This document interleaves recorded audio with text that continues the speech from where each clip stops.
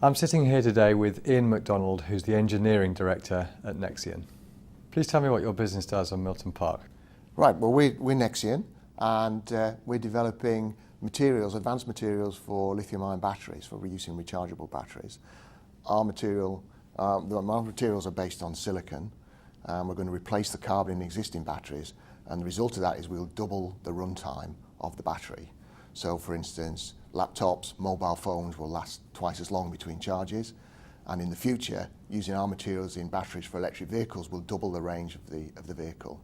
So you can imagine there's a huge amount of interest in using our materials in batteries, but everybody wants better batteries. So are global markets important for your business here? Most of our customers, in fact, if not all of them, are outside of the UK. Most lithium-ion battery manufacture at the moment is in Asia, mostly in Japan and Korea, and some in China. So that's where our customers are located. So we will be selling materials to the major battery companies around the world. And how many people do you have working here at Milton Park?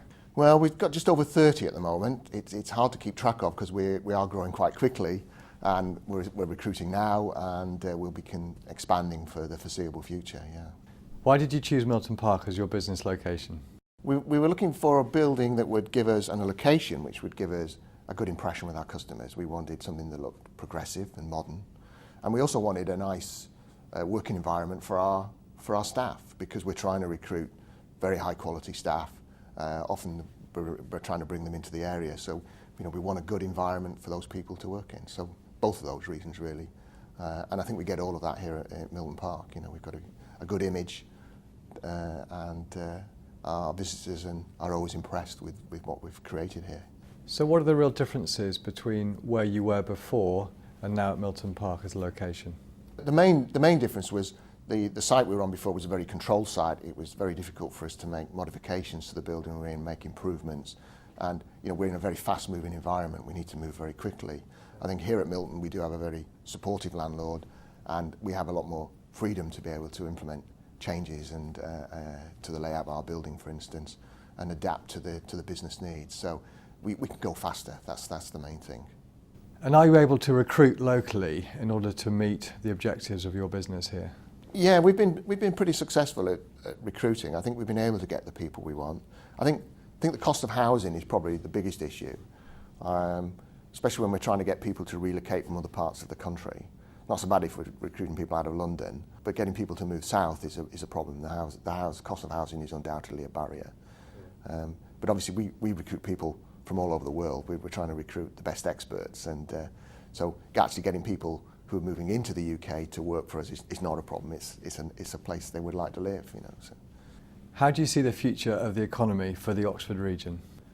Well, I guess it looks pretty good. I mean, I think it's a nice place to live.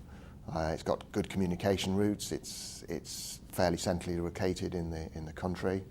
A lot of academic institutions. So I think for companies like us, which are technology-based companies, it's a good place to be.